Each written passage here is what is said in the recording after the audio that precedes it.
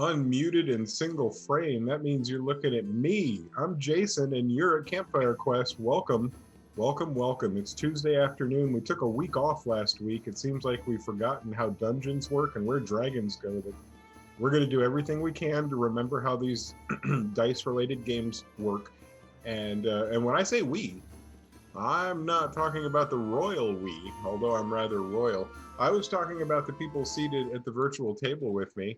And here they are, knowing our stream engineer. He did it a few minutes ago, long before I started the segue. And so everybody, how's your week going? Everybody having a nice week before the election? That's what you're thinking about? Oh God, Halloween's on Saturday, dude. Yeah, Halloween. We have our costume. Wait, what? Oh, Halloween, yes. I almost forgot. Halloween, the holiest of holy days. But I did vote this week. That was, that was cool. Nice. I voted too. Hey, let's go. So, if you're watching at home, go out and vote. Do your civic duty. I checked my ballot and it was delivered. Hey, nice. I'm gonna vote soon.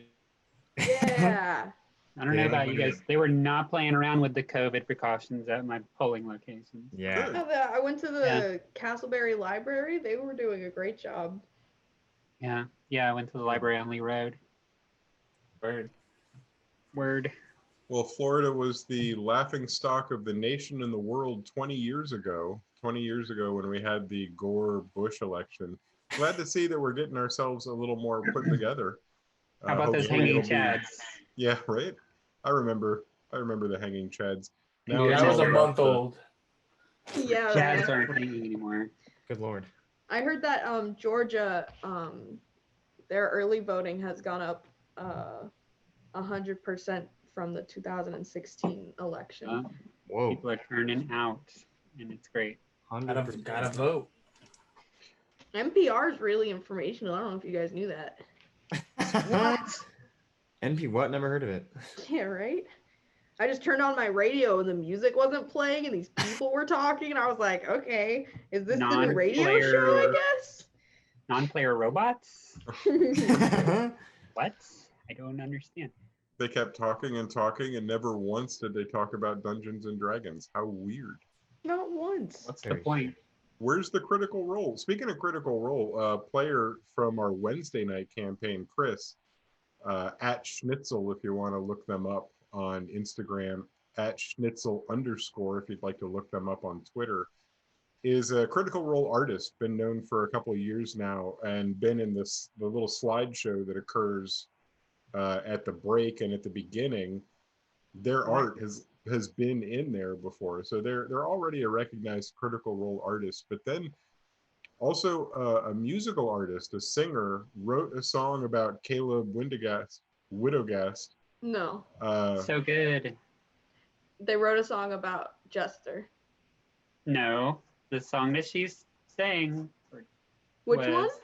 At minute 59 was about Caleb. She's also sung a song, the one you're talking about that got retweeted. Oh, I'm sorry. They have sung multiple songs, and the one that I got to see this weekend that you could see in our Discord if you went down and went to our Discord. We have it linked, so it takes you right to minute 59. It was Critical Help or something, Critical Concert, it was musicians, people singing songs about Critical Role, and the song that they sang there was about Caleb, haunting song. And if you know Caleb, beautifully done in my mind. I kept going back and doing the YouTube repeat over and over on that 3 minutes until I burned it into my ears. The song that Parker is talking about is one that they did earlier, and it was a song about Jester. That particular song, for some reason, somebody found it, loved it so much, they did a harmony as the gentleman. So there's the song, yeah, isn't that cool? There's the song by Laura Bailey, there's the song by Chris that's supposed to be Jester, and then somebody plays the part of the gentleman and does the duet portion of the song, the harmonizing duet. Release that, And then that's the thing that today or yesterday got seen by Laura Bailey herself, who said well, a sentence about it, like a whole sentence. Somebody tweeted it out. Laura Bailey said a whole sentence of "I'm crying" or something, or like the tears. Like it was really like a show of love.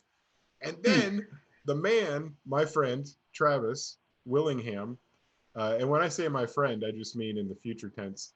My buddy Travis and I go way back in the future, but for now he retweeted or no, he commented something also very similar and kind. It just wanted everybody to know not to be shocked when the Willinghams and their child show up in our chat tonight and say hi. I fully expect that to happen because we're now essentially best friends forever. Oh, I didn't know their kid had their own channel. Whoa. You would have cool. had your own channel if Twitch had been around back then. Don't Of course. say things like that. 24/7. Of course, you know their child's name because, you know, being their best friend. Yeah, yeah. But I mean, I also respect their privacy and wouldn't want to say their child's name out loud in public. Right. Oh, fair enough. That's how tight we are. And not to change the subject, but as I hastily change the subject, I would like to let everybody know that we're about to launch into the part of the game tonight where we begin role playing, not in the timeline where the game takes place, but we're going to pluck ourselves out of the timeline and either go forwards or backwards some unknown amount of time and have a conversation, a little pocket role play conversation. And the fuel for that fire is going to be questions for questers. A question asked by me, the DM, in character, of the asking the players to reply in character. And this not only helps us get warmed up, it also supplies some amazing canon, because anything said here does count, unless I have to make it go away for some reason. Because I feel like we reveal more about our characters in these segments than we do in the yeah. play. It's almost I feel like this is an integral part of any D&D session, especially if you're streaming, but really any session. I just wish that we could make this product available to the people. It seems like something that would help. If only we could. If only. What a shame. I'm trying. Tristan just needs to get home so I can use their Photoshop. Like, it's a process. Here, I'll make it. You guys all know how. Charlie said it. It's on camera and on stream. The responsibility has been stripped from me and given to Charlie. Yeah. You I may have carry concerns. on. I've seen some of Charlie's Photoshop work and I have concerns. It's pretty. Oh I no, don't that know. was I would my definitely paint buy work. that product. I'm concerned that it'll be too good and we'll have to, he'll go on to better things. All right, I'm working on it. All right. Let's, some questions for questers, of course. Yeah. So at some point, let's make it forward into the jolly future where everybody's alive. So today must be fine. Slightly into the future, we're going to sit around a fire. You guys are by yourselves.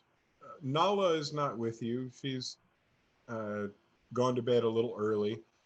And you guys all have cups. Some of them are wooden carved mugs, and some of them are metal. Looks like sheet metal that had been beaten and pounded and riveted. And they are somewhat metal.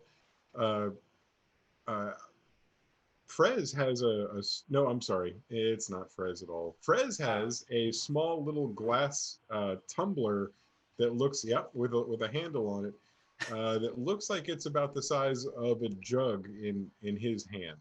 But for anybody else, it would be something you'd pour a little bit of whiskey in, similar to what. Just drinking out of a shot glass. With two hands. That's kind of funny. Just down the hatch. It's Dingham that's got the giant stone mug, and I'm not positive because I don't think that Maylone is the kind of elf that would let you guys take your stuff outside. But this does look like the kind of stuff that came from the tavern. So I guess you got permission to carry this out to the fire, probably because it's so late at night and you promised to bring it back right afterwards. But you're drinking your drinks from within the tavern in the drinkware that should be inside. And you don't see anybody else in your little circle. Normally there's a couple of stragglers here or there, but today it's just the five of you and one sleeping gnome. He's curled up next to one of the logs, and he's snoring so ridiculously consistently that it's almost hard to talk over him. So as you're giving your answers today, keep in mind that you're essentially talking over a bandsaw. And Okay. and the question that you Actually ask do on the regular.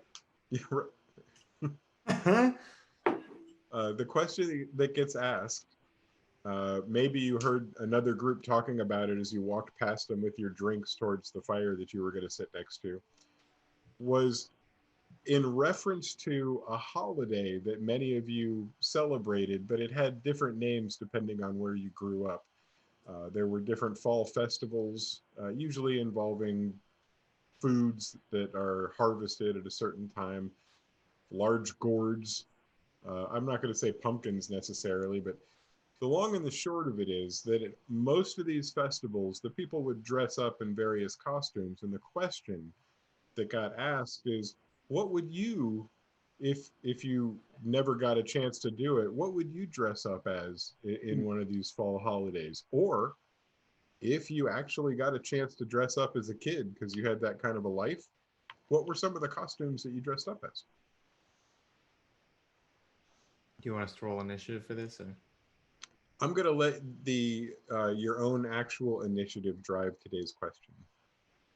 Well, I'm not sure I really follow the question. I've dress up in costumes and words I'm accustomed to. Can somebody maybe explain a little better? I'm not entirely sure what you mean.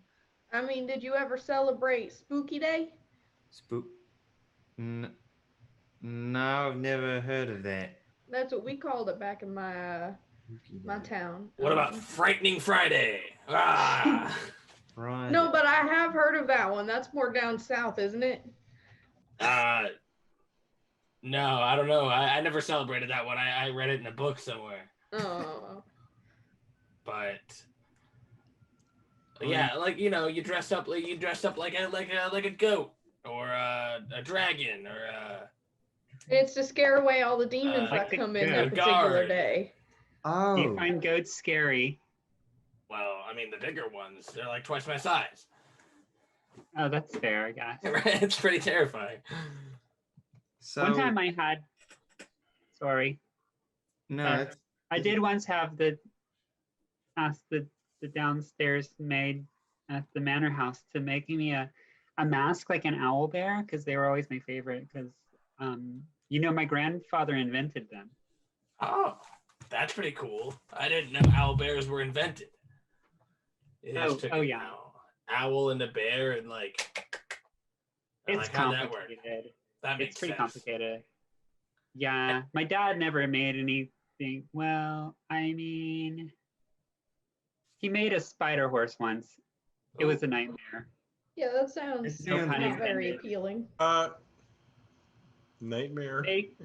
Getting it to the stables was a nightmare. No pun intended. I think I know what you guys are talking about. We had a similar holiday. I guess it was less of a holiday and more of like a let's hope the ghosts don't eat us again sort of thing. I mean, yeah, but I mean, you celebrate at the end when you don't get eaten by eating. We usually celebrated by going to bed alive. But didn't you live with giants? Yeah, they're not super fun. Is there a lot they're afraid of? Giant ghosts are pretty awful. That definitely sounds like. Have you seen a giant ghost before? Can you imagine? That would be crazy. I haven't seen one, but I've certainly heard the stories, and I mean, sounds awful. Yeah, no, it'd be pretty. I'd be really screwed. I mean, from what it can do to other giants, I mean, that sounds horrible. But they wouldn't even hardly need to try. Does it look like a really big sheet with holes cut in it? Maybe. I feel like Someone tried to do one of those once. Someone tried to do like a costume like that, I believe it's called. And nobody cared. Everyone was very like, eh. So I didn't. Was it you? No, I mean, I was down. It Are you sounded sure? kind of cool. I mean, you weren't the one in the costume. That's not really relevant, actually. I don't think that the person wearing the costume is of importance, just that they tried. Did it hurt your feelings, Dingle? Well, it wasn't me. So Did it hurt your feelings that they didn't like your costume? But whoever's feelings they were that were wearing the costume, they were probably hurt. I bet it looked very nice, Dingle. I'll go tell whoever it was, because it definitely, it was not me. No, for sure. Definitely wasn't you. Not at all. Right. Theo winks. Yes. Frez just takes a large sip of his drinks and is like, I don't really understand what's going on here, but I'm gonna go get a refill. Can you grab me one? Yeah, I got you. Thank you. Refill noises. Well, I would probably say the costume I dressed up as to be the most scary. God, what are those things called? It was a mosquito-looking demon thing. And it like stabs you and steals your health. That And sounds it's got horrible. a long nose. It was basically a giant mosquito. Went around buzzing. Like a scourge. Yeah. Maybe? I don't know what that is. I don't know. Yeah. It was very scary. Scared away a lot of things. Sounds scary. Monster manual noises. Scary. All right, guys, I'm back with the drinks. Here you go. Thank Did you. the mask, did it look like this? Yeah, kinda. Whoa. That's very, very close. Yeah. Did it uncurl? Cool.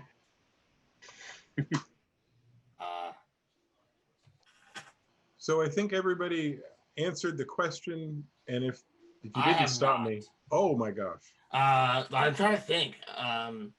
Let me not talk in my friend's voice when I'm talking. All right. So like I've been trying to think what I have dressed up as, and I never really celebrated this holiday as a kid. But the past few years we always threw on big spooky day festivals at the theater. And one time I was a tree, a very small tree, but I was a tree. Like a bush. So Well, I prefer the term tree. meant to be scary. Was it like a scary tree? Oh, it's a really scary tree. Like there are like dead leaves and branches and like an Ooh, apple. that's horrifying. Yeah. Doesn't Yeah. sound all that terrifying. Stuff of nightmares. Have you fallen out of a tree like that before? You know, you got me there. That is pretty I scary. don't think it would hurt if it was Exactly. that short.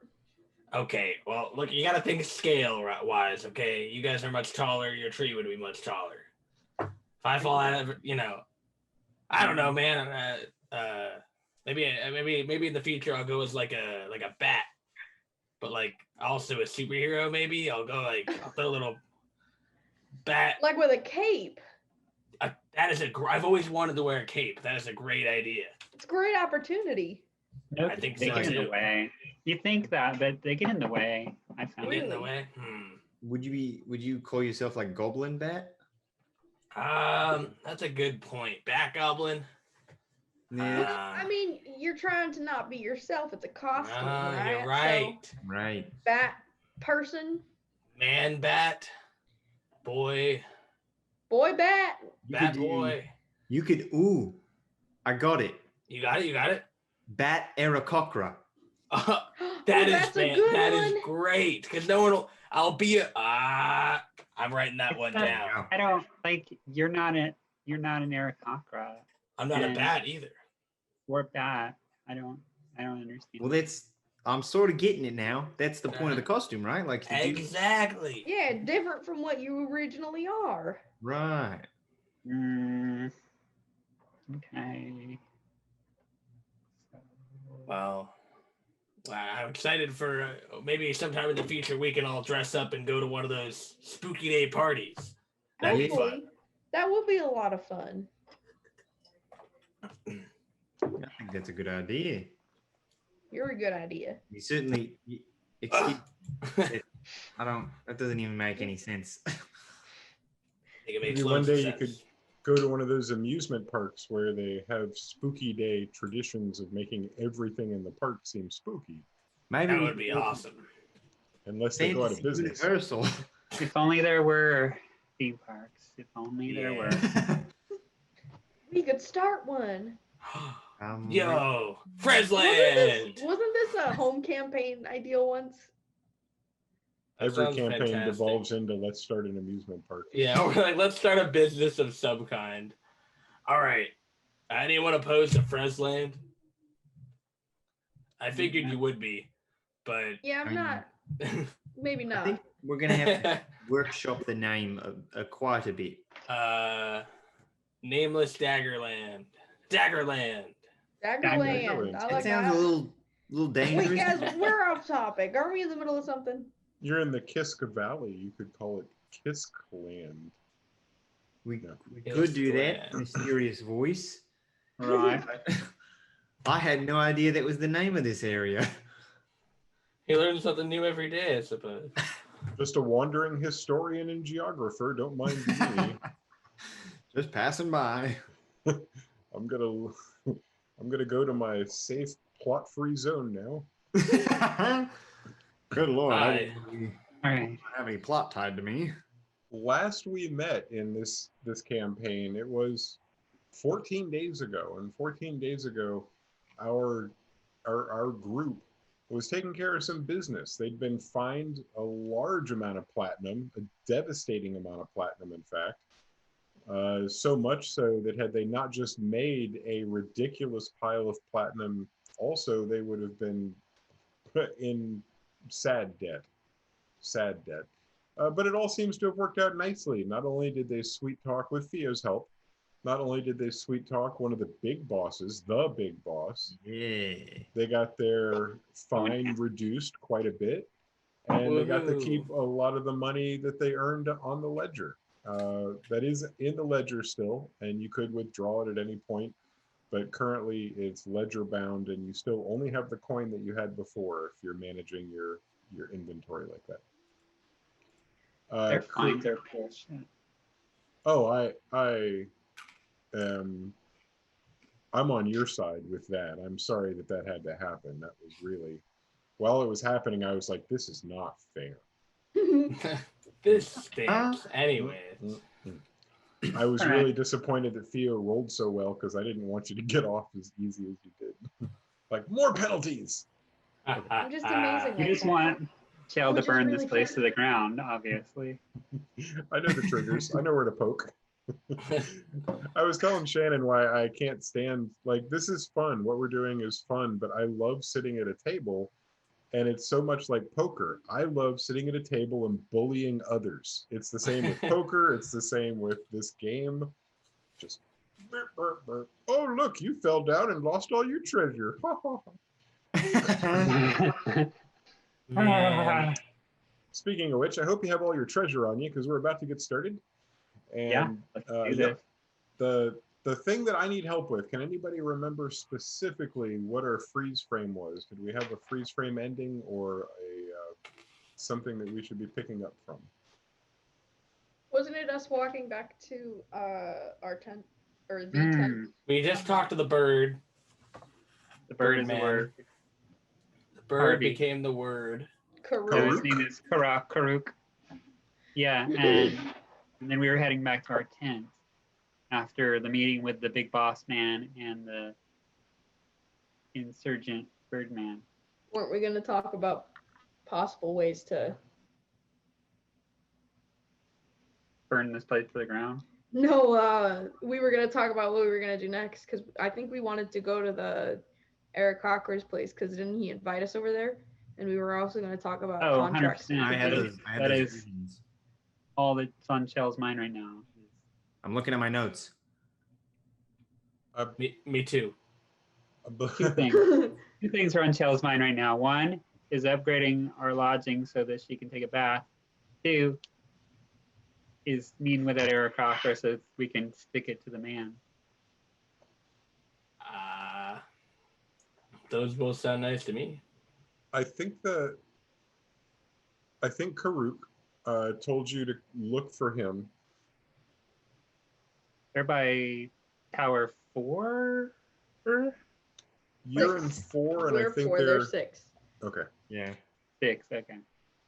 But if I'm not mistaken, he said to look for him tomorrow. But you can look for him tonight. I mean, you don't have to follow directions, and I could even be wrong if somebody remembers differently. My note says Karuk wants gray matter, and their camp is in section 3. 3. My notes might be wrong. Oh, mine says 3 2. Sorry, that's my bad. 3, 2. That's 5. 3, 2. That's Unless we're 32. multiplying. Multiplying? Wait a minute. Look, That's I'm this close to going to bed. Don't Not that tempt kind of me. Yeah. Well, All No right. more fantasy math. if Jason does anything messed up, we can just go like, all right, good night.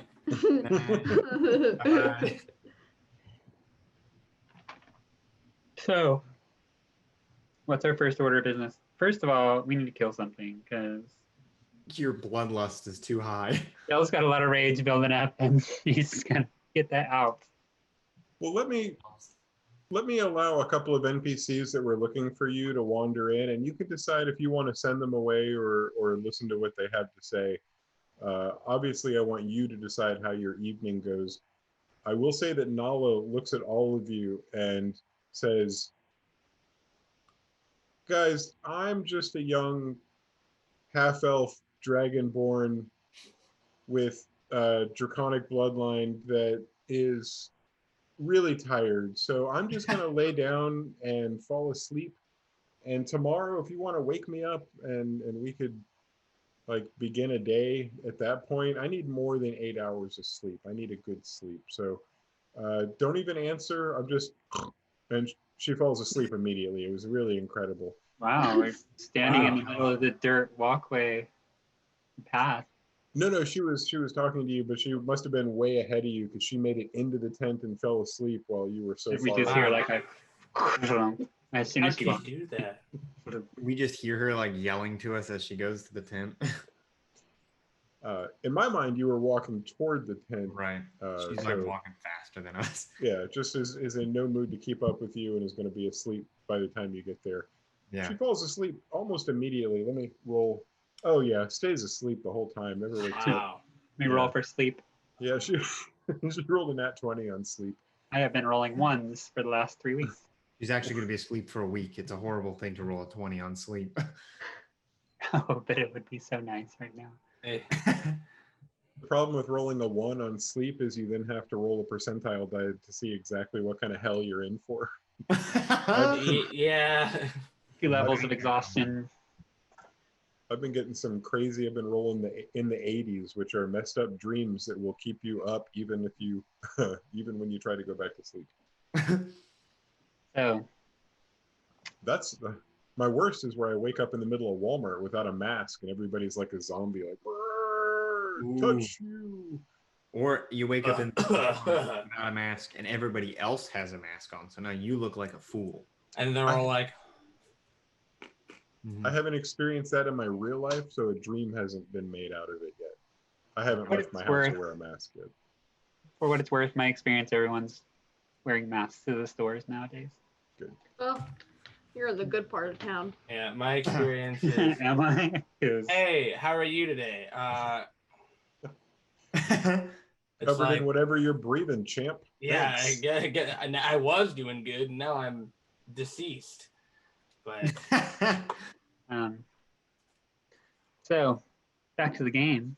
So back to the game, you guys find yourselves inside your pea-smelling tent, and you're looking at Nala Yeah. completely passed out. And as you're just about to talk about the decisions that have to be made for the evening and what your options are, 2 figures slide into the tent so silently that only Theo's ears perk up, and he turns around and sees 2 very familiar faces, 2 individuals about his height, Fowl and Phil, the sisters, the triplets who count little Simpy as a not Simpy, sorry, Shimpy, little Shimpy as the little brother that they lost, the other triplet of their group who was a little bit smaller than they were. maybe he just yet hadn't grown because they lost him prepubescence. But they have adopted Theo and made them essentially their own replacement little brother. And so as Theo turns around and makes eye contact, he lets out an audible sigh as if, oh, here they are again. And almost immediately, two different left hands reach up and grab a different cheek and give a little pinch. And one of them says, "Hi, Shimpy. Looks like you're in for the night. You and your friends. Is this your adventuring party? Hello, everybody. I'm Fal and I'm Phil, and we're very good friends of little Shimpy here, Theo. Are they both? They're girls, right? Yeah, identical with black hair that looks like Theo's. One of them's name is Phil. Philomena and Falomena, Oh, and they go by Phil and Fal. Also, God's dead. Names don't exist. You guys really just kind of came in real quiet, like I didn't even really notice. Oh, that's a helpful trick, of course. It's nothing that Theo couldn't do if he wanted to tiptoe around. I bet I could do it. How's it Yeah, I bet I going? could too. Would you like something? We just let it. Honestly, Theo, we were worried that you weren't going to find a group, and we wanted to offer ourselves again to put in a good word for you, and maybe get you in with one of the silver or gold level groups. I mean, maybe platinum. We didn't want to promise that. These are some nice looking folks, though. Nala begins snoring right about then, curled up. You guys are copper level, but it looks like you're moving up in the ranks pretty quickly. And you've got Theo here. That's going to help quite a bit. Our names are Phil, and then the other person says, and Fal, and it's nice to meet you. Any friend of Theo's, we would like to think is a friend of ours. Yeah, I'm glad to meet you. You guys, I mean, I saw you guys bring in that giant thing, right, with that other group, the big group. Oh, that was quite a lot of noise, wasn't it? It was impressive. There's really no need to brag. I mean, it's so cool, Theo. What are you talking about? No, really. Please don't.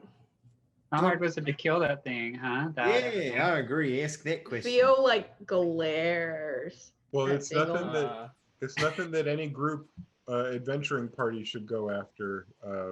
Not because of your level, but it's the kind of creature that requires bigger numbers. We have 20 in our special group, and it took every one of us. To take it down. Wow. Everybody has a little bit of a specialty, and well, we all got our hits in, and it was together that we brought it down. It's important that we emphasize the group work because it took a whole group. I appreciate you guys stopping by, truly, but me and my friends or whatever here have some business to be doing.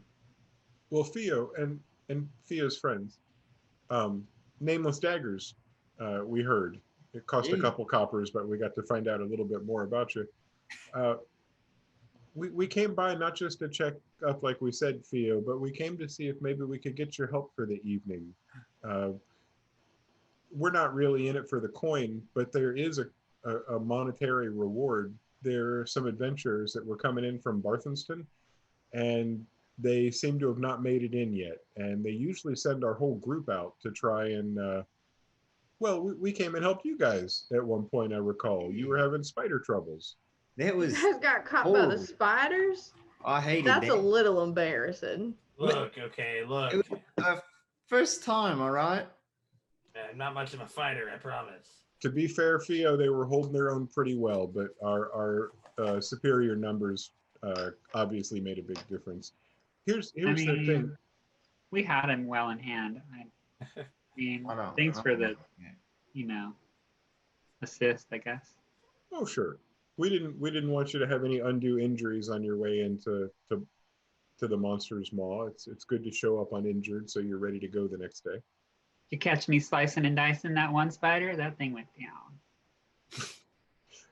Yeah, and you had a friend that was eating the bits, I recall. Oh, that must have been your your dear friend, Alice. Is that Alice sleeping over here on the ground? Is that your spider eater? No, Theo, foul. Alice is the one that got murdered. Oh, we were Yeah. out when that happened, but we did hear. Guys, Oh my goodness. Well, maybe you should think before you speak. yeah, absolutely. Listen, little Shimpy, you have reminded us in a way that we appreciate. We will do our best to not put our foot in our mouths again like that. But tonight, they're not sending the whole group. They asked the two of us to see if we could get a couple volunteers, and we're not interested in the coin. There is 18 gold as a reward, which is a substantial amount of money for a non-contract. 18 gold pieces for bringing the party back, assuming all 5 of them survive. Are you up for helping? Because we can go find other volunteers if you want to take care of what you're doing for the night. It's up to you. What are you talking about? We're talking about a rescue mission. We're leaving right now to go and save this group that is trying to get in from Barthamston. I'm in.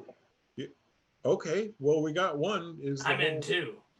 Yeah, I got nothing. Sounds to do fun. right now. Theo? Right. I Hey, mean, what- everybody else said yes, so might as well. We should probably ask this. What are we rescuing them from? Oh, good We're question. not sure. They just haven't shown up. They could be stuck at the. It doesn't happen often, but sometimes people even get stuck at the bridge because they can't cross. Yeah, we actually encountered somebody Yeah. who was so afraid of the bridge that they weren't going to cross. After making it that far, isn't that crazy? Yeah, Investing the they 5 are. silver and everything. Yeah.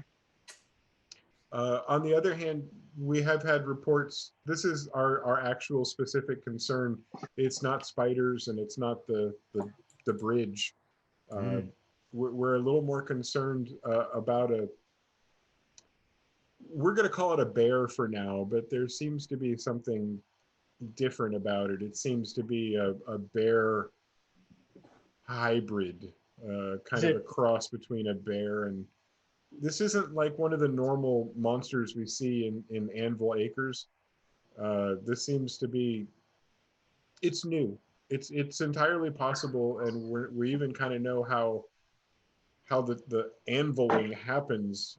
We just don't know how this particular cross came to be, but it seems like it might be bear and person. Person.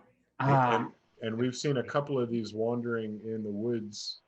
The one that we've encountered spoke to us as it was dying, which was the thing that upset us the most. We're not used to sentience in the monsters we fight. Bear person. That looks visibly uncomfortable right now. We don't even know what happened. It's entirely possible that's not what's out there, but they're paying us a lot of money because of the danger that is potentially out there. Why are you asking us? We need to get volunteers. We're taking any group that wants to go. If you say no, Theo, it's okay. Yeah, We're but just going to head to another tent and see if we can find some. We'll probably don't head you over just- to our friends at the gold level. why don't you just ask a couple people from your group though? I want to go. They're all taking the time off. They've all had a rough time, and I gotta tell you, like, Let us 15 of them are staying in the good rooms. 2 of them are in the bathhouse right now, and they probably will be there until midnight, knowing them. And then it's going to be somebody else's turn. We're the only 2 that felt like we had enough energy to go back out. Theo. Go. Stop it. Stop. Okay, Dingle. Fine. Let's go. Great. Okay, guys, you follow me and Phil, and we're gonna now Shimpy. Let's be Don't nice. call me Shimpy in front of these people. Yeah, it's too late now. We already heard it. So. Yeah, well, Never knew that bothered you, little brother. We just were playing. I meant nothing by that. Would you guys meet us at the gates? We'll leave the Monsters Maw together. We're gonna head directly there if there's anything you need to get on the way. We might just tell our comrade where we're heading. Yeah, that sounds like the play. Leave a Okay. little note for them. Well, we'll see you there. All right. And Good.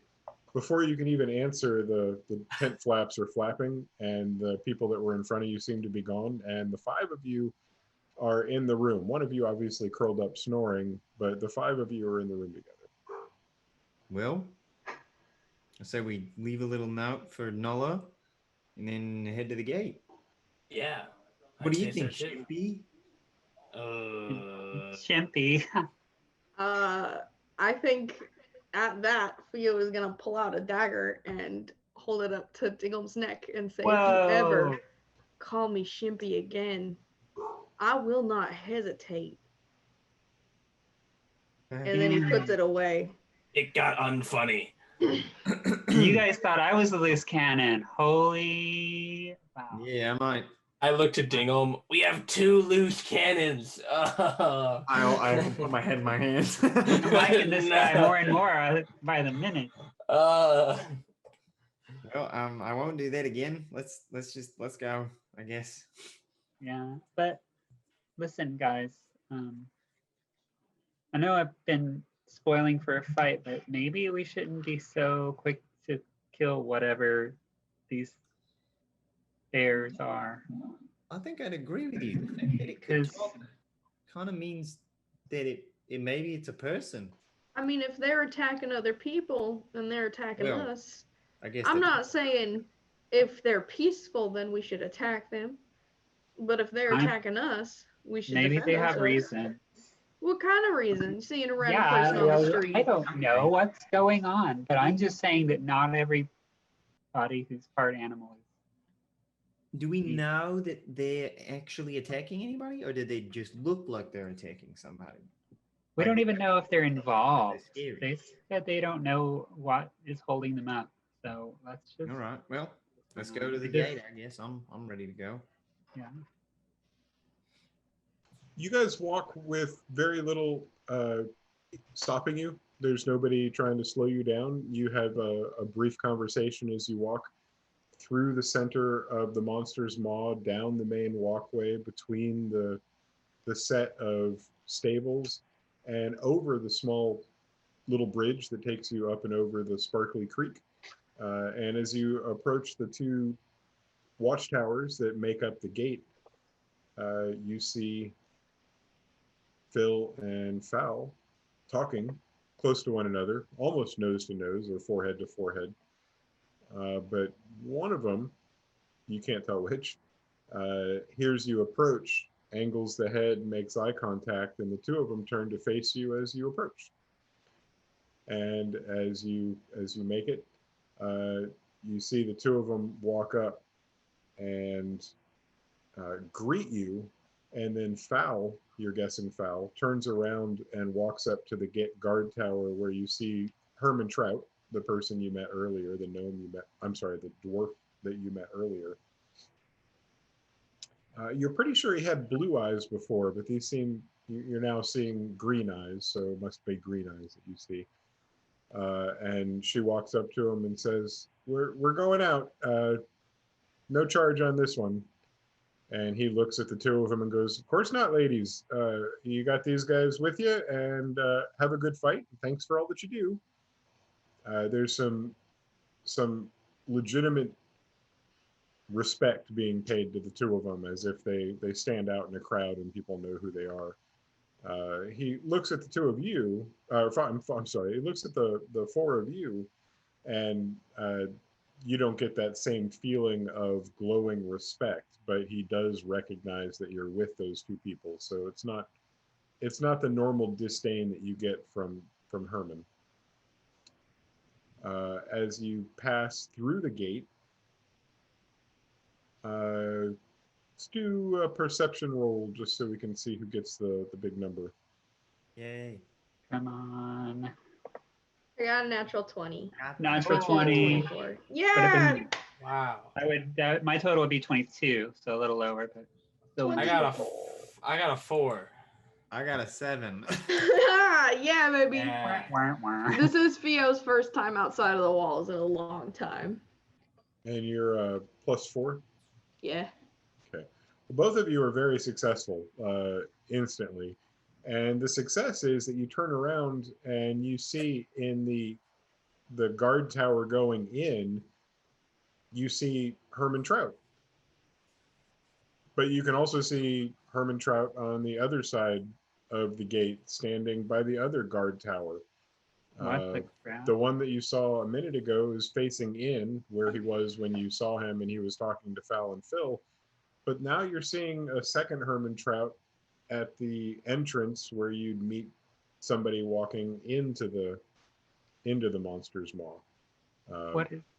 And so the two of you notice that, and you're about 50 feet away, looking back when you perceive that. Hey, Phil, Yeah, are they twins? you mean the guards? Yeah. Yeah, Huh. you should be able to recognize siblings like that when you see them. I just never noticed, I guess. You Yeah. didn't see the eye color difference? We noticed that when we first got here. Of course you did. Well, Emily, Phil and I always wished that we had different eye colors. So, What? Your eye colors are perfect. well, we wanted different so people could tell us apart. People always act like they know which of us is which, but the other one says, but they never do. I can tell. you smell different. That's better than eye color. So, yeah, Is that a good thing? all of you all smell to me. Oh. Thanks. You would not believe how much we bathe to make sure people don't smell us, but we're aware that that's pretty much impossible. There's all kinds of mean- noses out there. That's kind of what makes it stand out. I mean, you don't smell like, natural. Good. Mission accomplished. Right. You guys continue your conversation and try to figure out more about each other as you walk through the woods. You're walking at an incredibly fast pace, and I'd say it's Frez that's feeling it the most. He's obviously okay keeping up, but his walk speed is a little bit less than yours. So every so often he has to do a little jog to catch up. Hold on. What's everyone else's walking speed? Ooh, good question. 30. 30? Yeah, let me hear it. 30. 30? All right, let me hear it. Probably 30. I don't imagine it's Ooh, well, Frez is 40. So actually, Frez is hauling down the road, and you guys are all jogging to keep up. Let's keep it accurate. Phil and Fal travel at 50, Oh. so they're I like, mean, Oh no. Chels is 40 when she's shifted, but Gonna have a race. I actually, without looking at any notes, made some assumptions based on height, so that's entirely my bad. I always play short characters who are the fastest, like You play characters that are short who can definitely pull off a backflip. exactly. I don't believe in playing any other type of character. That's a very specific character type. You'd be I miss surprised how many spaghetti. characters- swag. Where is he? He's too far to pick up right with my arms right now. I don't know where he is, but he says hi. Swageki? Yeah, his little figure. Oh, I was like, where did you get a gnome? You found out what? Real. So as you walk and get to meet everybody, at least learning little tidbits about each other and Phil and Fal, the pace that you're keeping makes it so that you're not having an in-depth conversation, but more of the kind that you can have when you're exerting yourself. You're having the conversation you'd have with a person at the gym on a treadmill. I guess for a lot of people, that's just a normal conversation, and maybe it's just me where it'd be. I don't- No, I wouldn't talk to no, anybody. I have headphones in. Because you use half as many words. The darkness that you were experiencing in the monster's maw turns into something almost sinister in its blackness. You're walking through extreme darkness, and you've got a couple of people with you that are able to see without a lot of problem in that darkness. And it's not hard to keep up with them from what you hear and what you see close around you. In addition to that, you've got Fowl, who pulled something out of her pocket, and it's illuminating a 10-foot radius around her and in front of her. All of you are kind of using that as a guide as you walk through the darkness. Could sure see better without that, though. Just saying. Some. Maybe they're, well, actually, I'm not going to say anything.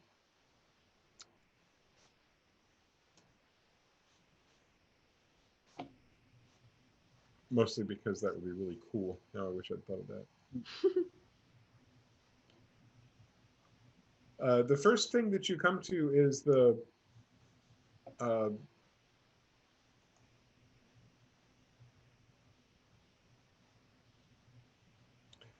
I'm sorry. It's 6:57, and Reef, I'm gonna need a 6-minute break because I've lost my train of thought so bad that I need to go look at 2 things, and there's no reason for everybody to sit here and watch me do that. So if we could do, it'll probably be like 7 minutes, everybody. Please don't leave. As always, stick around. We're going to be right back. And when we get back, we'll be in the middle of the dark, and something's about to happen. Uh-oh. Yeah. Hey, everybody. Welcome back to us. You've been here the whole time. You're the heroes. But we went and washed our capes and got them all dry cleaned, and we're ready for the second half of the episode. So heroes on both sides of the camera. Our heroes have been walking through the dark, and it's kind of spooky. In the distance, you will hear owls hooting. You'll hear oh gosh, look how spooky. You'll hear night birds singing some of their night bird songs. But those types of things, which you maybe are used to hearing from inside the monster's maw, are not what your ears are picking up and focusing on. You're focusing on the cracking of sticks and what sound like heavy footfalls outside of your sight, outside of your field of vision. You're hearing the things that make your imagination come to life. And there's the possibility that in these particular woods, your imagination won't be able to keep up with what's actually out there. I guess we're about to find out what your imaginations are capable of. Uh-oh. Because Airman. all of you are a little. You get an otherworldly feeling as you cross the bridge. Last time you crossed the bridge, you could see how far down it was. You could see how far it was to the east and west where mountain ranges were visible. But in this pitch darkness, and even in the night vision that some of us have, you're not able to see anything around you. There's nothing within the field of vision that you have except forward and backward on this long swinging bridge. The swinging and swaying is not noticeable. It's gentle and slow, and it kind of matches the walk that you guys are all walking together, the pace that you're keeping. There are footfall sounds, and those seem to be echoing off of something so far away. It's just the faintest little distant footsteps. At one point, about halfway through, you hear a crashing down below. You wouldn't be shocked if giant mini Tarrasque-sized animals were knocking trees over. It sounded so violent. And then it got quiet again. And you know that because everybody stopped walking and got very still and just listened. There's just hanging on Toad's back, like on her shoulder, and he keeps going one side and then go the other, and she's like, "Would you?"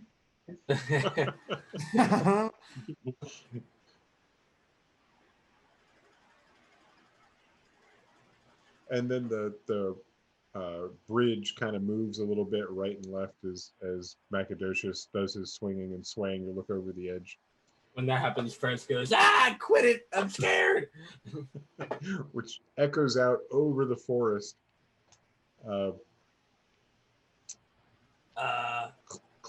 clearly not any competition for the noise that came before, but in the silence that followed, it was something that could carry. It doesn't seem to affect anything at all as you continue your pace forward and move deeper into the darkness that you've been walking through. Eventually making it to the other side of the bridge. It certainly seemed longer this time than you remember before. Must be a trick of the light or lack of light. But once again, you're in a place where your dark vision is able to pick up a little bit into the distance, and the light that's being held by Fowl gives everybody a little bit, without dark vision, a little bit of sight around the general area where you're walking. At one point, Phil, who's up at the very front, stops everybody. Fowl almost bumps into her with the object in her hand that you haven't yet seen. And Phil turns and says, by pointing a little off to the left, said, "Spiders?" And Fowl said, "Yes, but they know to stay back." "Okay." And then the two of them kept walking, and you guys continued following behind. It doesn't take long for you to end up in an area that you vaguely remember. It seems like not only a place where you fought, but a place where you'd helped a couple of travelers yourself that had been attacked. There was a halfling and a loxodon that you may have saved in this area.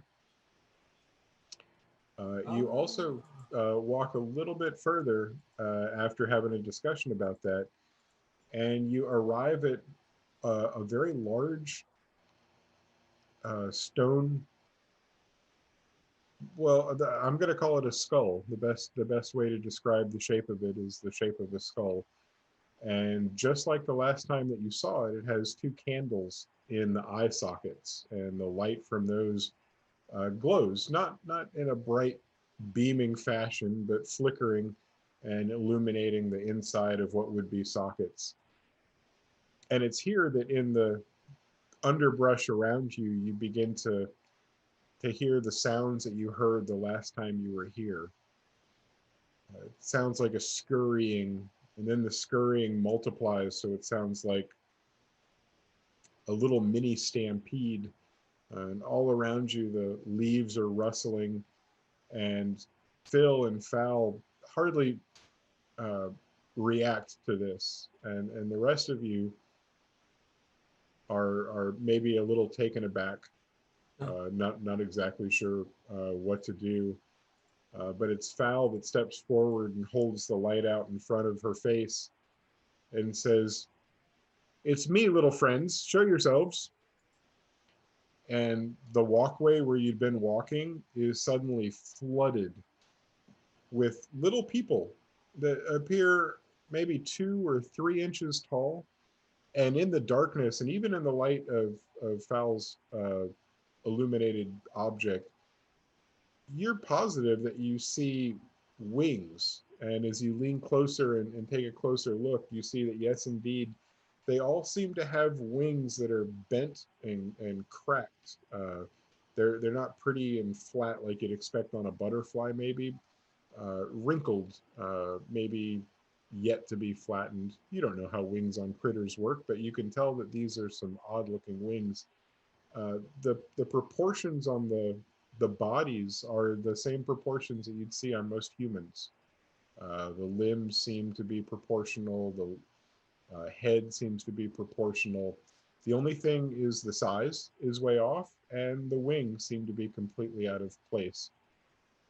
All of the little people and their little wings, as eye-catching as they all are, it's the uniforms that might be armor that they're wearing that makes it so you can't look away.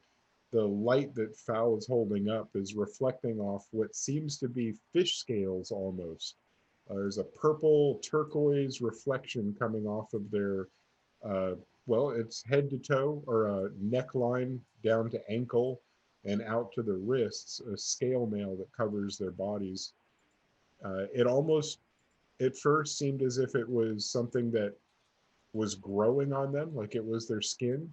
but you see throughout there are a few individuals that are missing a limb, not the whole limb, but the scales of the armor, or the top or the bottom of the armor. So some of the people don't have complete sets, letting you know that it's indeed armor.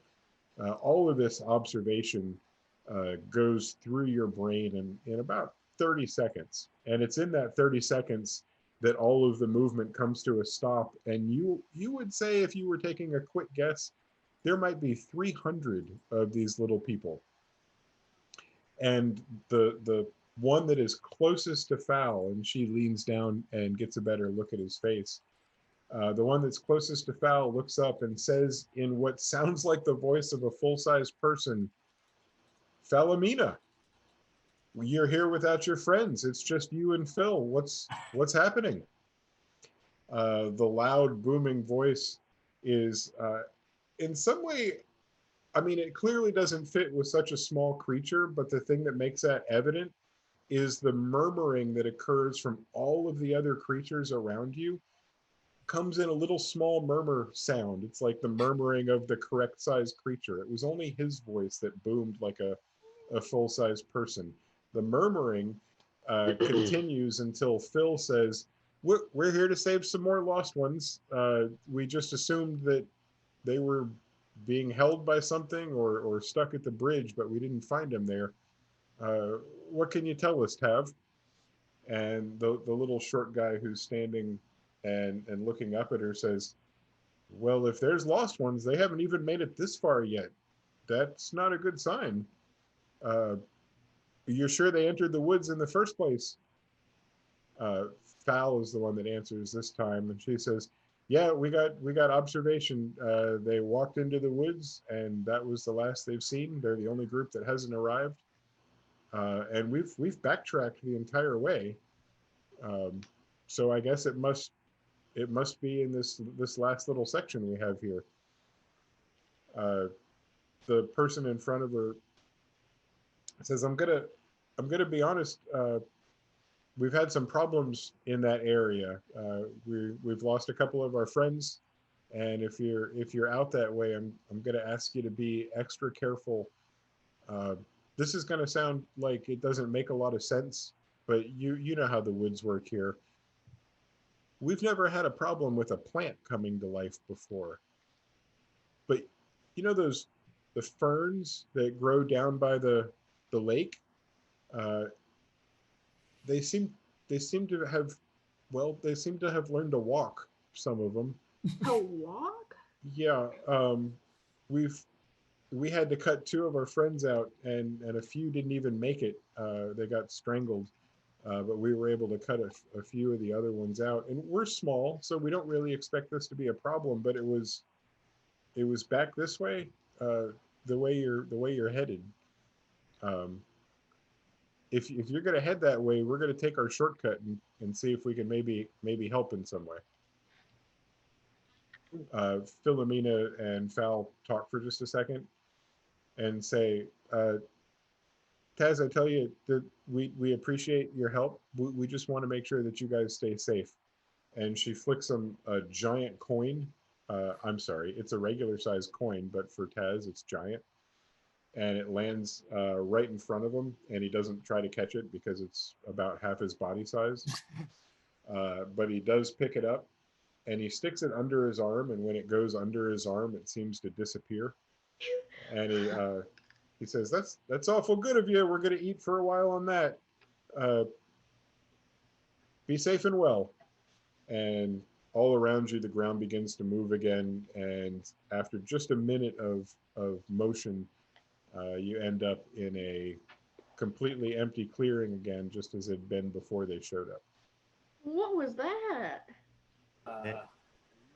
It was wild. I've never seen anything like that before. There are people that tiny?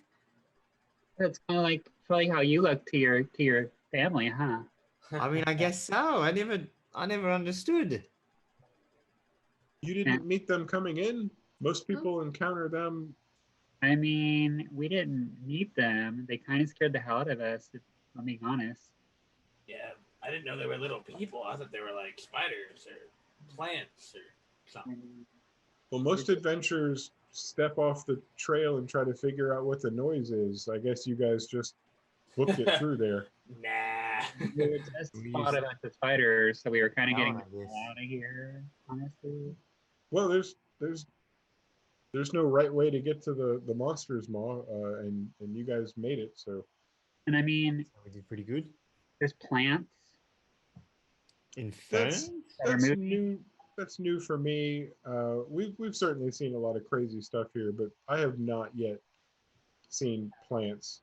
Yeah. Foul agrees. No, that's not even. I'm not exactly sure what he's talking about. I have more concerns about those bears we were talking about earlier. We saw some crazy shit come out of our dad's laboratory, but never made any plants that like walked or whatever. Captured and strangled. Nacogdoches. Keep an eye out. Maybe stay in the middle of the. I mean, if the fern was enough to kill them, do you think they'd even really bother us, or could they be big enough to kill us?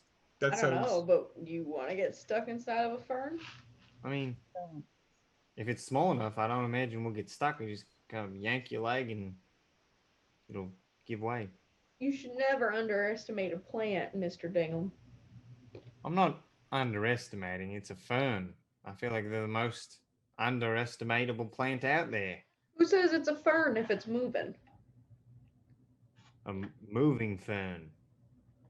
What if it like strangles you or Well, what I if it's guess we'll out of them and cross they that bridge when we get to it. Hey, spider? How about a gold piece? I betcha. one gold piece that I'll get strangled. Wait, I'll save you. but I'll still get strangled. I'd rather not bet on me getting strangled. Yeah, but you don't believe me. You I- think that it's just a fern. You'll be able to get I'll out of bet it. you that I could kill one without having to break a sweat. How about that? Right. Right. Yeah, sure. That sounds like a good one. What do you guys think? Um, It gives you no trouble at all. Yeah. What if Bella's wearing the holy symbol of Apollo around her neck? And she's kind of like playing with it a little bit, and she's like, let's not put bets on who gets killed next, okay? I mean, I'm not. My bet is that it's not even going to be a problem. The fern is just going to be like not even an issue. That's my bet. I have Yeah, no. I if don't it think is an it'll issue, then be an obviously we've got issue to- either. Let's just But get I'm also going. kind of small. Yeah. Let's, It's a good idea. I can tell you that those guys run their mouths a lot and they get easily spooked. I'm gonna put good money down if people are betting that there's not even a fern like they're talking about. Ooh. If you guys would, we're gonna start again and just stay close. We don't want to lose any of you. Yeah. We need all your help that we can get. hey, don't worry about us. Sounds Okay. good. Agreed. We know you can take care of yourselves. And off they go. The walking becomes brisk, and you're in some of the most tame part of the woods that you've been in. You haven't been in woods this tame and easy to pass through since you showed up here in the area in the first place. You've got only about half a mile left before you're actually on a road again. This is quite a walk. Certainly not all the way back to Barthamston, but you've traveled the vast majority of the trip. And on the ground, you can tell that Phil and Fal have been looking for tracks and occasionally stopping and looking at the ground and not coming across what they're looking for. Can I see if anything's following us? Like if any of those weird small people were following us, or if there are any of those weird bear people following us. You just want to generally check the world around you and see if you're being followed. So I'll take a perception roll for that. Specifically, weird following. Yeah, they're not weird. That's fine. I If would it's like to normal say this follow. is the first time I'm rolling a physical dice in probably a very, very long time. So Wow. Dun, dun, hopefully dun, this dun, doesn't dun, fuck dun, me dun, over. dun. It did. I It did. That sounds like a die. got a 6, baby. To the no, you're quite positive that there's nothing following you at all. Nothing dripping saliva from its maw, nothing at all. All right. Instead, that's probably because you're focused behind you that you bump into Phil, who's almost bumped into Fowl, who's come to a complete stop and is standing over what one of the least apt woodsmen could tell was the scene of a struggle. There's even bits of cloth, like a cat fight, and bits of fabric have been torn off. Footsteps and scrapes in the sand. The real challenge here for Fowl, at least, is trying to figure out who attacked who, what was involved exactly. And she turns to her sister and says, I'm really having a hard time. Could one of you guys give this a go? I'm trying to figure out who was involved in this fight, and I've got a rough idea, but I can't recognize this other set of tracks that seem to have come in off the path. Can I Roll with this game. I'll take What's a that? look. say that again, Lisa? Investigation or I wanted to I'd love- help. Survival. Yeah, survival. One of the two. This will be a survival check. I want to give. I'll him- do it. Oh, I was gonna. Oh, you can do it. I You can do it? do it. Yeah, of course. I'll give Dingham help. I'll be like, you got this, Come Dingham. on. You're gonna find it. We're gonna find it together. You're so smart. You got this. You can do this. You got a giant brain. I don't think that's how adoption works. I got a 17. Oh, Okay, Dingham, you've spent time you spent time in the mountains. You spent time in the. Did you have a change? Yes. So did Frez give me help? Uh-huh. I just kind of was like, meh, I'll roll again anyways. And I got a 22 this time. What was the Right, roll itself? 20. Oh, a nat 20. Yeah. Oh. Fantastic. Uh,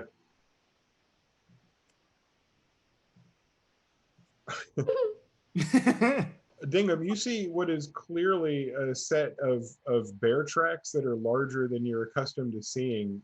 These bear tracks have large individual claws coming off of each of the phalanges at the end of the bear foot. And where you see them coming onto the trail, it looks like they were running and digging their feet in to get there. And then while the fight was going on, most of the footsteps that would have come from these creatures seem to have been landing on their prey, the people that they were attacking. Now, the thing is, you're not finding corpses here. Instead, you're seeing these tracks walk away.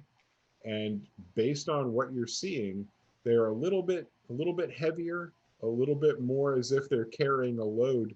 You got the distinct impression that they have taken these 5 people and carried them off.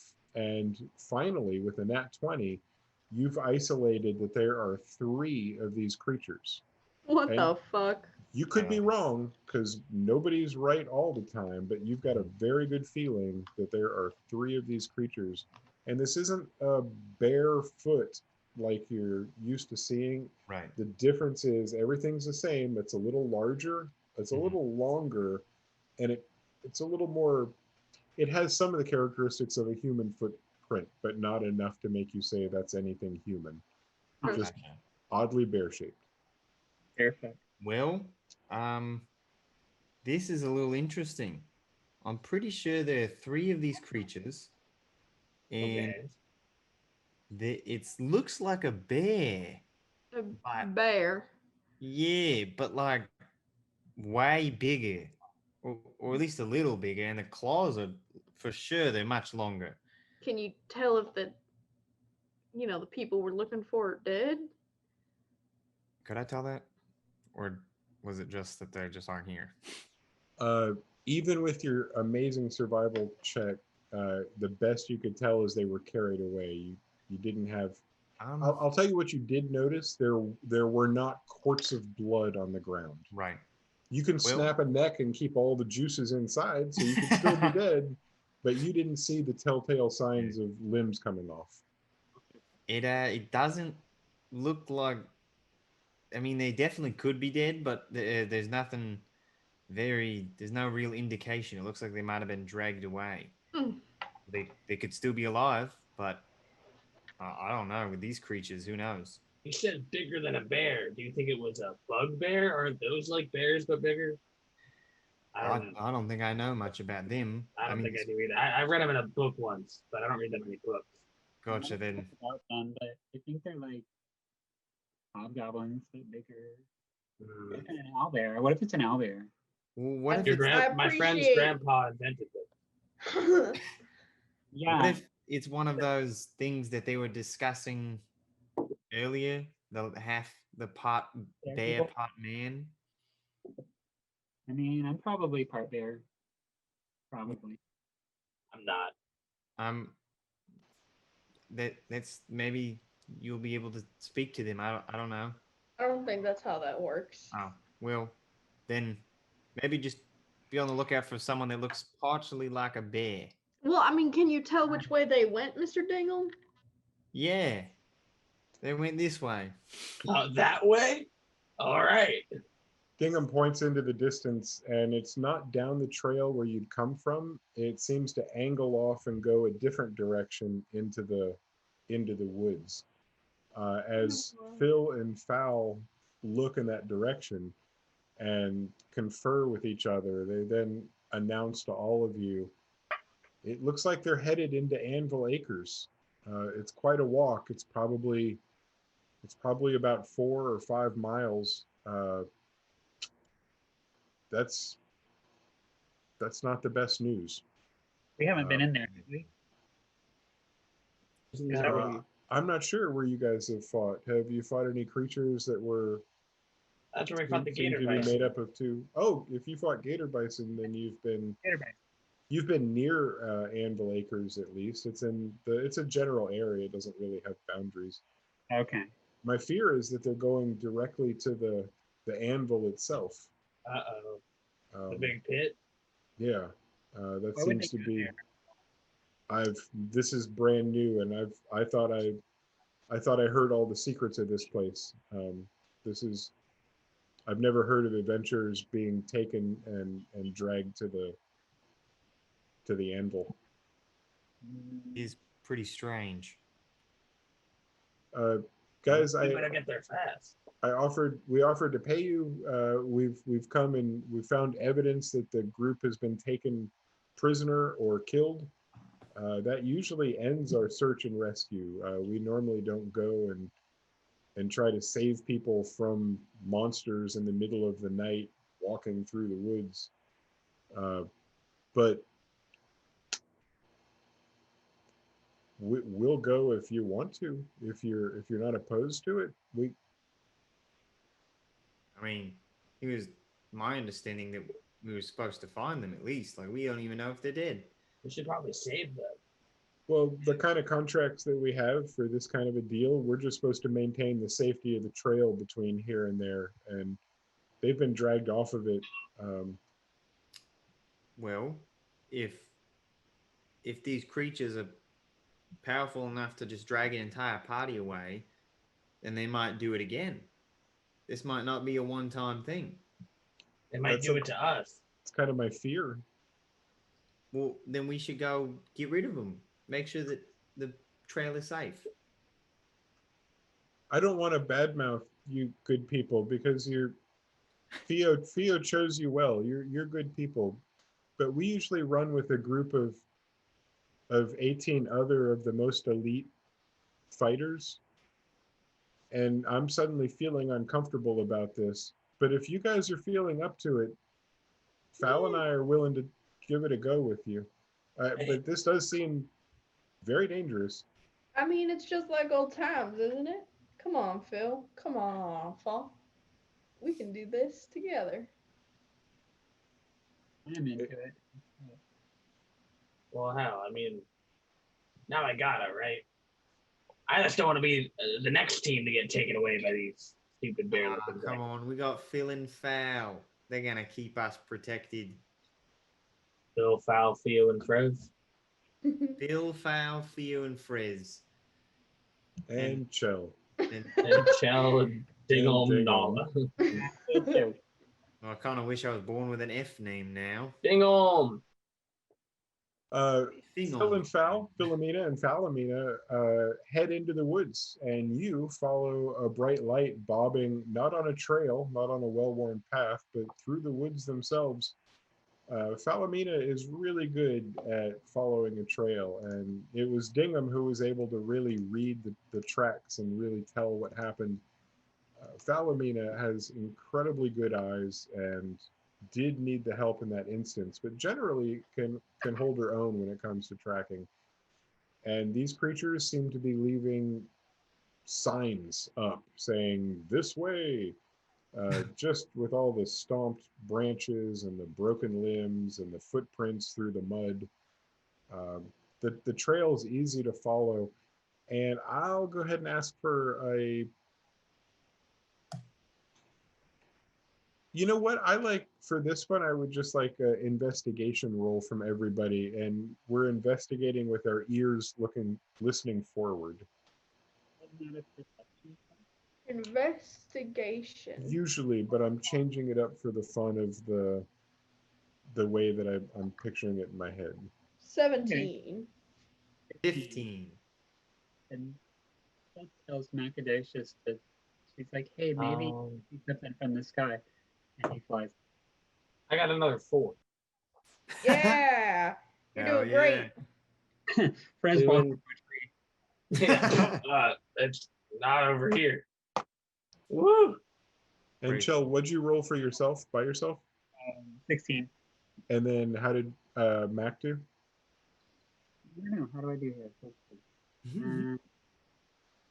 He's a +1, I think. Yeah, he's just a straight roll. So let's a blam 18 with Macadocious. Wham! Let's go. I got bit by a dog. I'm gonna say that even tracks. Chell is picking up sounds that a lot of you can't hear for some reason up ahead, Really doing like the dog thing. and picking up frequencies that you might not normally hear, and they are not voices.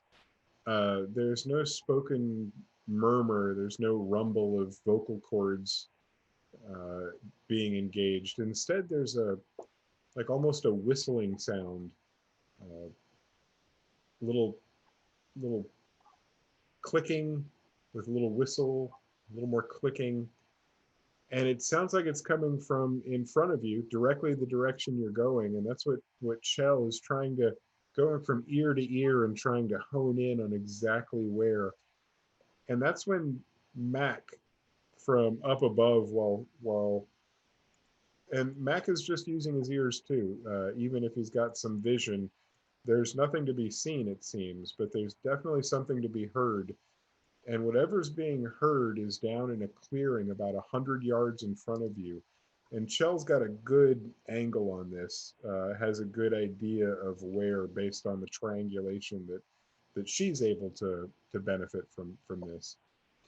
And again, with Mac's help, isolating a clicking and a whistling, and it seems to be multiple sources that are close, and very well could be communication between them.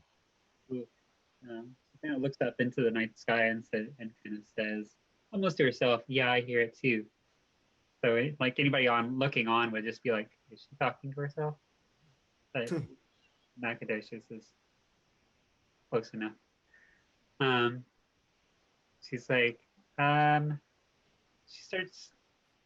she draws her swords, first of all, but like quietly, I guess, like, slowly, and so it doesn't make a lot of noise. She goes, "Guys, be on guard. You hear that?"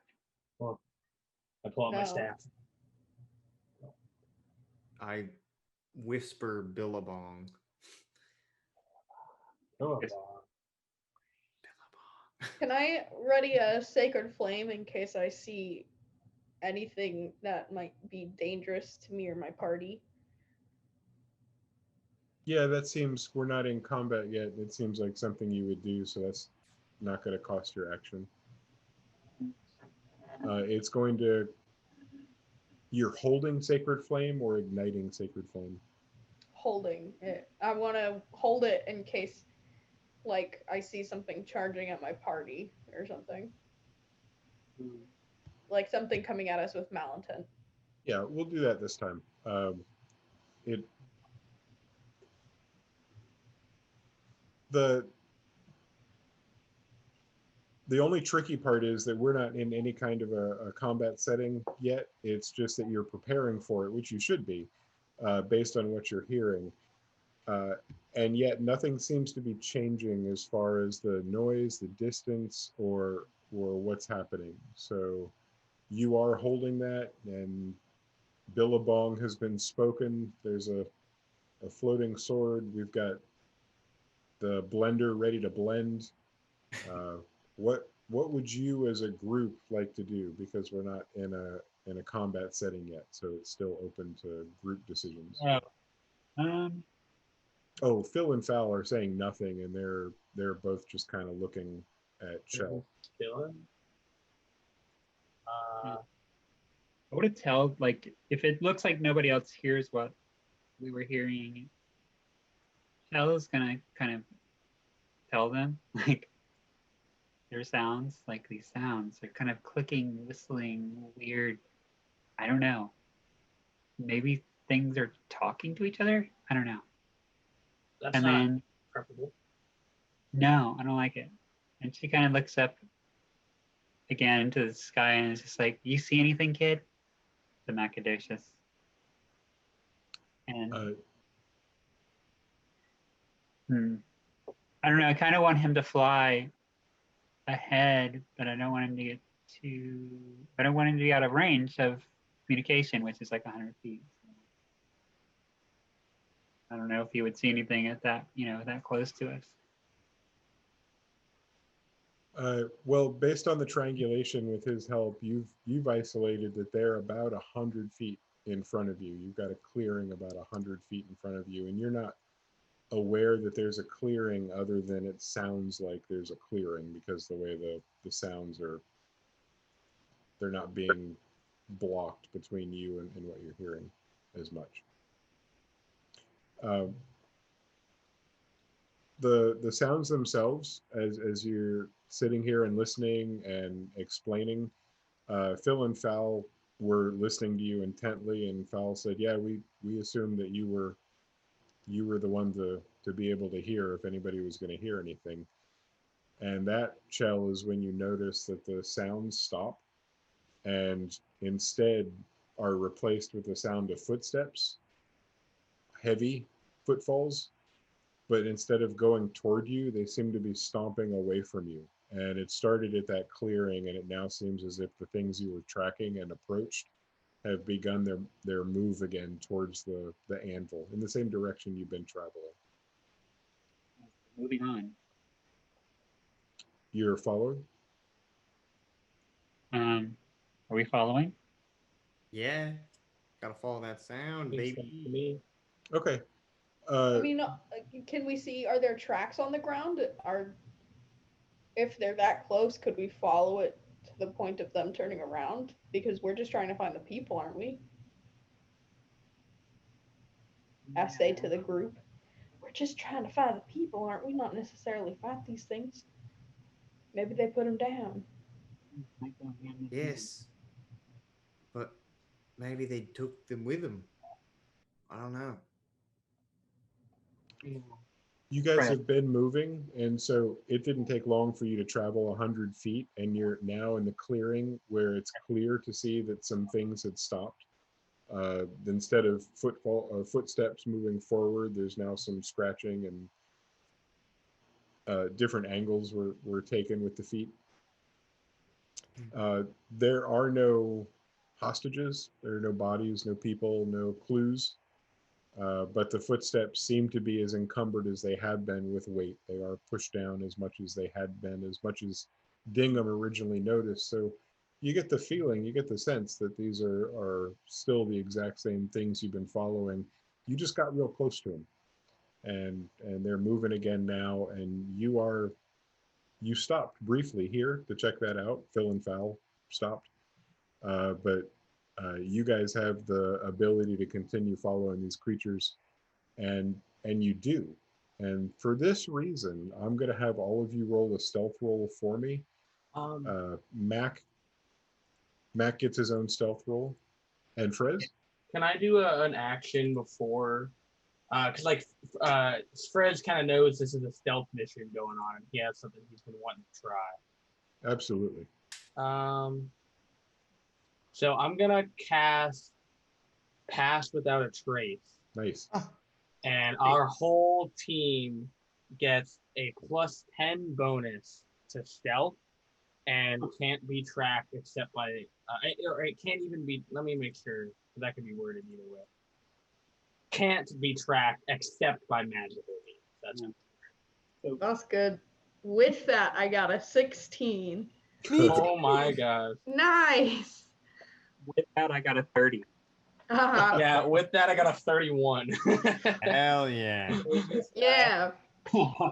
With that, Macadocious got a 31. We are ghosts now. Yeah. Good. We are like Dingham and Theo are just having a conversation in the background. Sorry Michelle about the and math Fred are thing. like- I was just feeling a little, you know. Accidentally was super loud. Apparently Frez can cast spells. Surprise! Ew.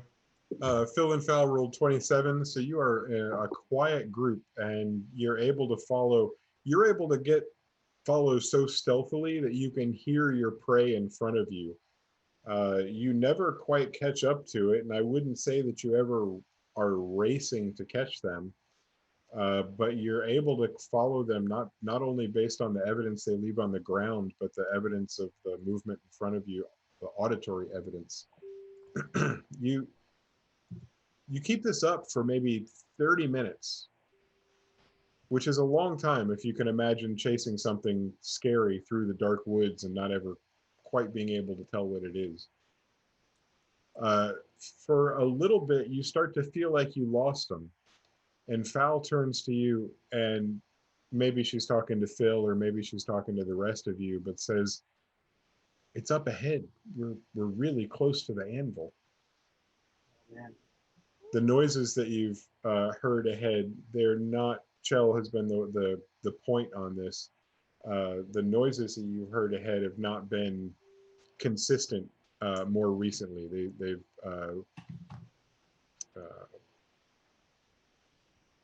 They've come in and out. They've gone in and out. The sounds have disappeared and reappeared in ways that they hadn't before. And at first you didn't understand that, but then you start getting to a hilly region, and you yourself begin going up and down. And so there's this discord between the sounds ahead of you, because you're never quite in direct audio line of them, but sometimes you are, and so you get volume differences. Okay. And then they stop. The sounds completely stop. The tracks do not. And you continue to walk. And is Mac flying or on your shoulders? Flying, yeah, he's like a little ahead of the group. You get a flash from Mac that there's something to see, but it's instantly drowned out by the fact that you see it yourself. Oh. And it's instantly it's instantly clear to the people around you that they themselves have something that they can see ahead. A candlelight, some small point of light way up ahead presented itself. And now there's a second one. And this time there's a third, but there's a flash beforehand, as if somebody maybe is striking something. And now there's 3 candles That or sounds 3 like a ritual. We flames. should probably get over there. Something bad. Uh, Frez with his 31 leads the way and sneaks up through the trees and over the mounds of earth and piles of stone and gets close enough to be able to take in the sight. Frez, what you see, and there's nothing to roll here. You already rolled the ability to get close enough to see everything, and your friends behind you did too. You're able to see 3 incredibly tall bears with the weirdest flat-nosed faces you've ever seen. The faces almost look human. Bears usually have an elongated snout, and without that snout there, you get a real uncomfortable feeling looking at these creatures. But the 3 of them are standing around 5 humans that are bound in some sort of rope or fabric from top to bottom. You can see little bits of head and some places where arms are showing, but they're almost cocooned up. And the 3 creatures are talking to each other. At least that's what you think it is. It's that clicking and whistling sound that you heard before. It's coming out of maybe their nose or their mouth. There's something in this region that's making the noises, and you can't quite see. You can't get close enough to tell what it is, but you can see that they're standing next to what looks like the opening of a ravine or a crack in the ground. The crack seems to widen as it goes away from them, and widen and widen. And clearly you're at some place in the ground where you have access to what's down inside the ground. You have not visited the anvil up close. You've only heard tales of the anvil, and this is not it. But it could be one of the many cracks or crevices that come off of the anvil, the giant gouge in the ground that is so mysterious. And Phil and Fowl begin to whisper again to each other, and then say to all of you, this is really not good. If they're about to take those people down there, I have a bad idea. I have a terrible thought, and we need to save those people right away. And I don't know if that means killing those creatures or not, but whatever it means, we need to take care of it immediately. Well, Phil, Fall, I think it just means going in there, doesn't it? Yeah, it does. It does. And if I'm correct about what I think is about to happen, I'm afraid that those creatures are intentionally taking those people down there and changing them. That's not good. No, I mean, if the creatures have realized that they can use this, let's get in there and see what we can do. I don't think we're going to be able to. I can't even call for help. We just need to get those people and get out of here. I agree. And every time we save one, that's another person to help us fight back. If you think about it that way. Theo runs I'm hoping that the people in there are able to help. Theo runs in stealthily, without a trace. Theo runs in stealthily and still gets the attention of the 3 standing very tall, probably I would say 8-foot tall bears with flat faces.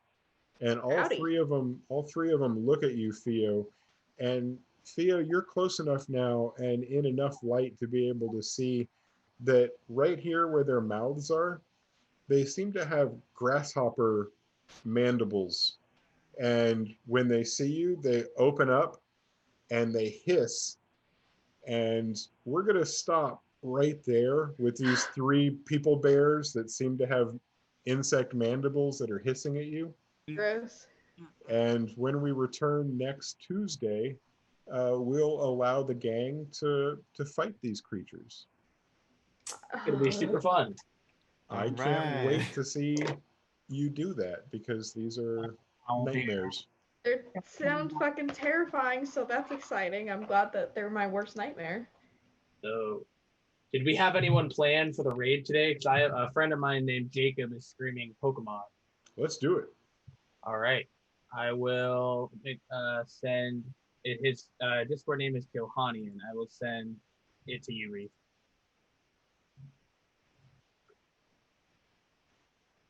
Oh, and Twitch? Yeah, I can do that. Oh, I almost sent it in his Twitch. All right. So yeah. It didn't post. It censored it. Ah. Okay. Here, let me spell the name. There we go. It's his Twitch handle, right? Yeah. Known him since beginning of high school. He's playing some Pokemon. It looks like. Nice. Pokemon. Oh yeah. Thank you very Good. much, everybody. We'll see you next Tuesday and have a beautiful Bye. week. And oh my gosh, it's election. Are we? Wow, we're playing next Next Tuesday Tuesday. on election day. Well, maybe we shouldn't play on election day. That'll be stressful. Like, Yeah, I'm roll sorry. I'm gonna be initiative, roll like drunk initiative, or check something. the- I can't. And maybe we'll even have to see about Wednesday, depending on the fucking. Wow. Might Yeah. be. Well, world, we have no idea what's going to happen, so we're not even going to pretend like we know what's happening. So just keep an eye on the social media, and that'll let you know what we've decided we're capable of. Have a beautiful and safe week. See you guys. Bye. See you tomorrow.